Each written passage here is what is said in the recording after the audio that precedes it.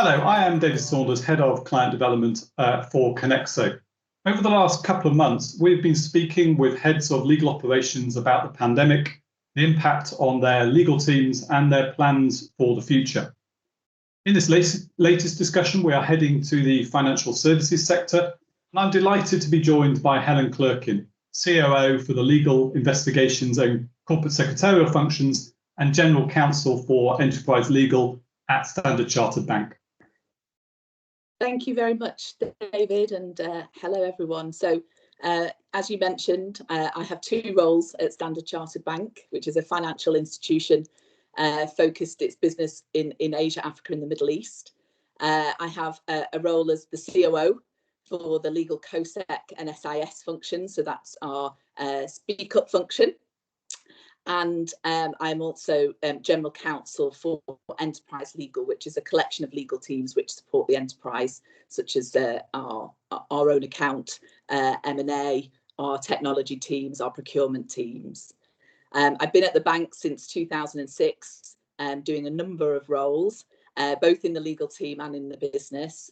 I came back to the legal team in 2016 to take on the COO role, and I took on the additional legal responsibilities in 2019.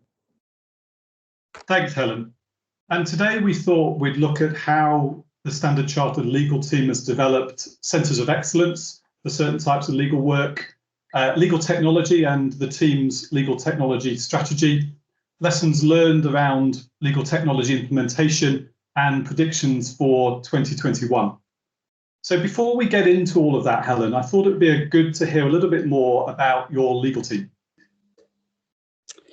So it's a large legal team based in a number of countries to support the businesses that we support in Europe and Americas, in Asia, Africa and the Middle East. It is divided into teams that support the businesses directly, so our retail business and our corporate and commercial institutional banking businesses, and then practice groups that also support the entity, such as employment law and our contentious teams. Thanks, Helen. One of the themes that we have seen over the last 10 months, and not unsurprisingly, is that most in-house teams have been exceptionally busy coping with the additional workload of the pandemic alongside regulatory change and just the business as usual work that goes through the team. And we've seen laser focus from in-house teams around what work gets done within the legal team and how that work gets done. Has that been an area of focus for you and the team? Yes. So, I mean, commenting on the pandemic first, clearly, I think like a lot of businesses, there was that initial period where there was just a huge amount of activity as we adapted to sort of the new way of working. Obviously, the nature of our business being in a number of jurisdictions, we almost saw it flow throughout the world, obviously starting in Greater China and North Asia, and then obviously as it came west. And actually, I think that did help us because our colleagues in Greater China and North Asia, I think, were quite supportive in sort of preparing our teams as we all started to move into a sort of fully working from home scenario. But I think, you know, that initial period was incredibly busy for the legal teams. Obviously, lots of crisis management type work. And I think we all were fed up of discussing flexible signature methods. So, you know, that initial period was very busy. I would say then it sort of settled down for a lot of teams. But obviously, there were certain teams where, you know, there continued to be a sort of heightened amount of work and still is. So obviously, we think about our employment law team, lots of issues for them. Obviously, the banking teams and the teams supporting restructuring work. But I think for the majority of teams, it sort of settled back into BAU pretty quickly, and we adapted to sort of that fully working from home. And I think the trend that we saw is the trend that we've seen for a number of years, and that isn't anything to do with COVID, which is that, you know, we are seeing more demand for our legal support internally in terms of that BAU support and that project support, whether it be because of initiatives that our organisation wants to roll out or regulatory projects.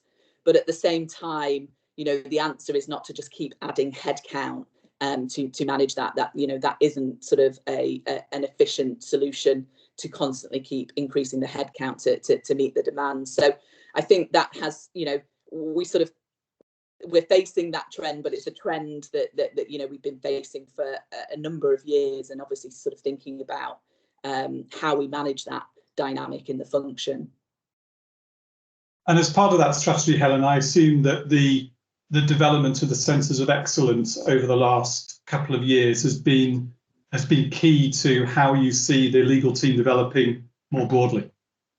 Yeah, I think that's right. So, one of my, and I call it the productivity journey, and I like to focus on sort of value rather than cost. I think that's a better conversation to be having. And one of my big agenda items is sort of data-driven decision making, and really understanding our sort of activity and using that then not only to have better conversations with our stakeholders around resourcing and prioritisation, but to really understand the work and make sure that we're delivering it in the right way. And that's obviously the journey that we've been on with our centres of excellence. That work has mainly focused around procurement. We do hope to sort of broaden that out to other types of activity. But for now, we're on a journey of moving our sort of procurement work into our centres of excellence through a legal front door. So taking that work away from the individual countries, centralising it, taking it through that legal front door, and then triaging it. So either managing it in that centre of excellence or sending it to a specialist legal team, such as the technology team, if that's required. Or, obviously, if we need country support, jurisdictional support, we will also sort of bring that in. So we are very much on a journey with that. I know a number of other large legal teams are doing similar. We were fortunate to be able to leverage the centres of excellence that the organisation already had. That gave us a head start in sort of building ours out in KL and in Bangalore. And I think this year we did, face some challenges last year in terms of hiring because of COVID. But I hope this year, we've sort of, really built up the team. We've got a fantastic team, and we're really starting to see the movement of that work now from the lawyers in the countries into the Centre of Excellence. You mentioned, Helen, the legal front door that you're developing for the Centres of Excellence, and that brings us nicely on to legal technology and your legal technology strategy. I'm interested in just hearing more about how you're developing that. Yeah, so we've been looking at this and thinking about this ever since I started in the role in 2016. And I think one thing that we've done well is that we've always had a plan. We've always had a strategic vision. So we came up with a detailed technology roadmap in 2017, and we refreshed that again in 2019, and we do largely work to that. And that roadmap covers our three functions, and it also covers not just technology projects for the function, but where we want to work with our stakeholders and the business, because we recognise that much of the tech delivery isn't just going to be standalone about the legal function. So if we think about contract lifecycle management, for example, that needs to be done in conjunction with the procurement team or with our businesses on the client side. So I think we've done the planning well, and we sort of followed probably a sort of well-trodden path in terms of legal technology for the function, in terms of rolling out first an e-billing and matter management system as kind of our core platform, and then integrating other solutions into that, for example, legal holes, and also looking at integrating a more sophisticated document management capability. So I think we've sort of followed a well-trodden path there. In terms of, as I say, the planning, I think is there. I think in terms of implementation, it depends which aspect of the programme you asked me about, depending on where we are. And obviously those projects that we do in conjunction with others, often they take more time, and they're much more difficult because competing priorities and just working with a larger group of people. In terms of where I think we've sort of learned lessons in our kind of programme and in our roadmap, is I think we probably made that classic mistake of thinking it was all about the systems. Obviously, we quickly realised that it wasn't, and obviously, sort of the process, people in terms of user friendliness, but also people's mindset around change. Those things all make a big difference. So, I think we're sort of on a journey, I think, around those things. As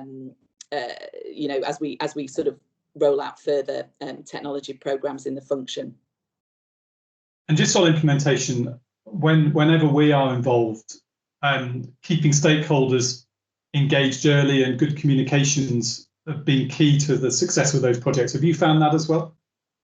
Yes, I think that's absolutely right, and I think we've not always got that right, but it's a huge lesson to learn when you don't get it right, and people really do make it clear when you haven't got that right. So I think that's critical. I think the other thing that is critical, a big lesson that we've learned, is to have the lawyers driving the project. So we've really tried to shift away from them being driven by COO.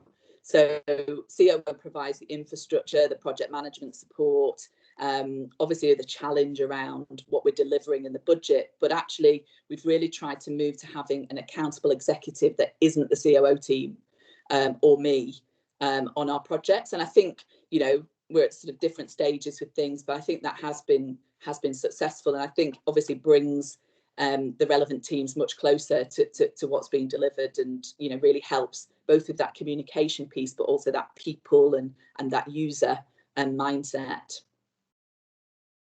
As we look forward into 2021, Helen, what are the areas of focus for you and your predictions for the legal sector as a whole? So in terms of our strategic priorities, and I'm sort of well versed on these because we've just been looking at our scorecard over the last few weeks. I mean, first and foremost, it's always our clients, and I use that in the broadest possible sense. It's banks' clients, but it's our clients in the business, our stakeholders, whether it be the businesses or the functions that we support, and obviously helping them deliver what they're trying to achieve and to deliver their scorecards. I think the next thing is the sort of productivity and data piece that I've just mentioned. So I think we are on a journey as regards sort of having a more data-driven sort of legal function, conversations around resourcing and prioritisation, conversations around internal and external spend, what's the right balance, conversations around what goes into the centre of excellence, what can be centralised in that way. So that's going to continue to be a big area of focus, and that very much is a sort of continuous improvement journey. Two other things I'd mention in terms of strategic priorities for us: people. So obviously I mentioned supporting our clients, so that's about having the right capabilities, and especially I think big focus on digital transformation everywhere, and certainly in financial services. And it doesn't always, those initiatives, those projects, they don't always lend themselves to the traditional models of sort of siloed legal teams. You bring together sort of cross functional teams working together to deliver those projects. So that will be a focus, how we do that better, and have we got the right capabilities to support that agenda.